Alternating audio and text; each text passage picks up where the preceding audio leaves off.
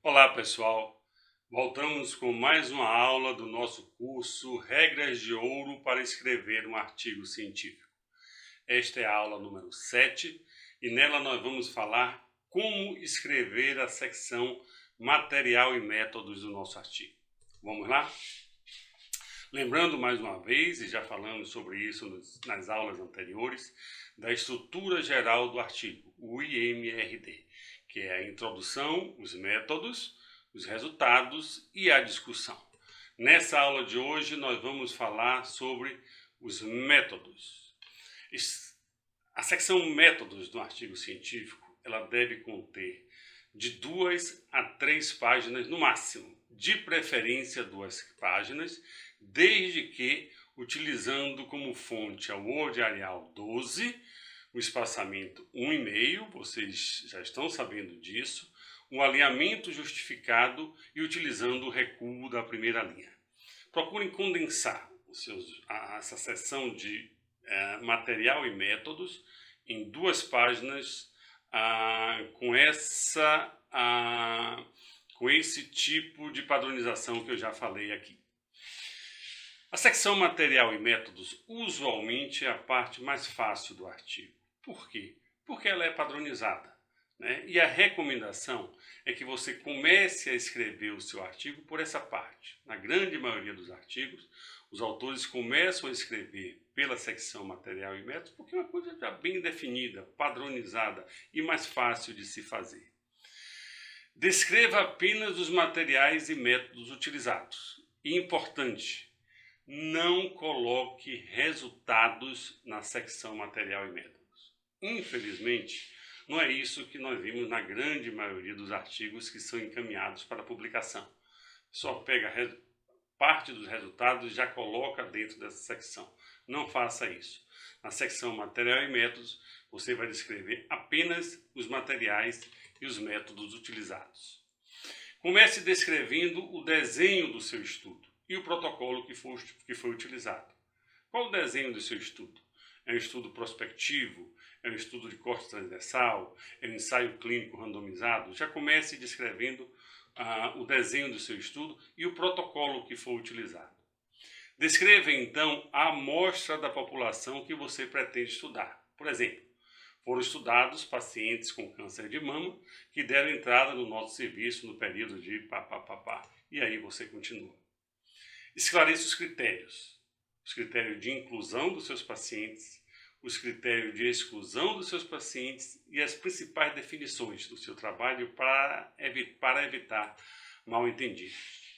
Esclareça todos os detalhes técnicos do que você fez para que outros pesquisadores possam fazer o mesmo. Então, se você realizou um ecocardiograma, você vai dizer com qual aparelho foi feito, qual a marca, qual o modelo, qual o transdutor utilizado. A mesma forma em relação à ressonância magnética. Se você aferiu a fração de ejeção, qual o método da fração de ejeção? Foi o Tychus? Foi o Simpson? E de acordo com cada item na sua pesquisa. Se você vai descrever um procedimento cirúrgico, da mesma forma, descreva os detalhes técnicos daquele procedimento. Se você tem um estudo de tratamento, descreva o protocolo do tratamento, a droga que foi utilizada, a dose que foi utilizada e quantas vezes o medicamento foi utilizado. Mencione tudo o que foi feito e que pode ser importante para os resultados. Se a técnica é familiar, use apenas o nome, não precisa reexplicá-la. Por exemplo, mais uma vez, ao se falar de fração de ejeção, que é bastante conhecido de todos. Existe a fração de ejeção avaliada pelo método de Simpson e existe a fração de ejeção avaliada pelo método de Tychus. Ambas são bastante conhecidas, ambas são bastante familiares, então não precisa descrever como é feita a fração de ejeção pelo método de Simpson. Ela já é bastante conhecida. Nesse caso, basta citar o nome sem precisar reexplicá-la. Lembre-se, o estilo e o formato das medidas devem estar corretas e serem reconhecidas internacionalmente. Então, as unidades que foram utilizadas, as variáveis que foram utilizadas, os materiais que foram utilizados, etc. Descreva tudo direitinho para que o seu estudo possa ser reproduzido caso algum outro pesquisador tenha interesse de assim proceder. Não se esqueça de relatar como você interpretou ou analisou os seus dados. Você fez isso no pós-processamento? Sim ou não? Se foi feito, como? Qual material? Qual software que você utilizou? Quais os desfechos do seu estudo? Então, o seu desfecho foi mortalidade? Foi mortalidade total? Foi mortalidade de causa cardiovascular? Não, o desfecho não foi mortalidade. O desfecho foi redução da fração de ejeção. Ou meu desfecho foi internamento por infecção tal.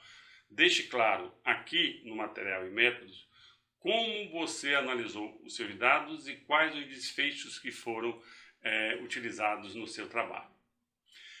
Uma coisa importante, não procure encobrir os seus pontos fracos com expressões do tipo alguns dados foram ignorados. Não faça isso. Ao contrário, estabeleça uma voz ativa. Nós decidimos ignorar esses dados. Agora, esteja pronto para defender esta posição, caso seja questionado. E você tem como defender na maioria das vezes. Acerca do tempo do verbo na seção material e métodos. O verbo deve estar no tempo passado. E utilize-o na primeira pessoa do plural, se for permitido pela revista. Usualmente é. Cite referências apropriadamente, mas não em excesso. Não é comum se colocar referências na seção material e métodos, mas você pode colocar, mas com cautela. Não coloque muitas referências. Sempre coloque o genérico. O protocolo foi aprovado pelo Comitê de Ética da instituição X, você diz qual foi, e o termo de consentimento livre e esclarecido foi obtido de todos os participantes. Agora, é preciso que você realmente tenha obtido o termo de consentimento dos seus pacientes, claro, e é preciso que o protocolo do seu estudo tenha sido aprovado pelo Comitê de Ética, reconhecido aqui no Brasil pela CONEP. Então, você preenche a plataforma Brasil, e a plataforma Brasil, na CONEP, eles encaminham para o Comitê de Ética mais adequado, usualmente o mais próximo da sua instituição. Não é o caso de vocês, eu tenho certeza, mas tem autores que encaminham e não tem como. Por quê? Porque a revista só aceita depois que você passar o número do protocolo que foi aprovado pelo Comitê de Ética da instituição que avaliou o seu estudo. Esse é um documento necessário e que é exigido pelas revistas para que o seu artigo possa entrar em processo de revisão. Finalize sempre com um parágrafo descrevendo como foi feita a análise estatística dos seus dados. Neste caso, é recomendável sempre um auxílio de um estatístico ou de um estaticista, conforme queira.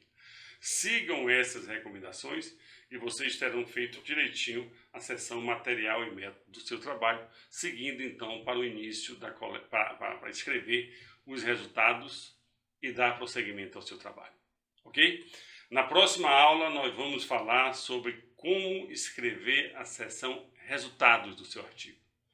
Ok? Nos veremos em breve. Grande abraço e até lá.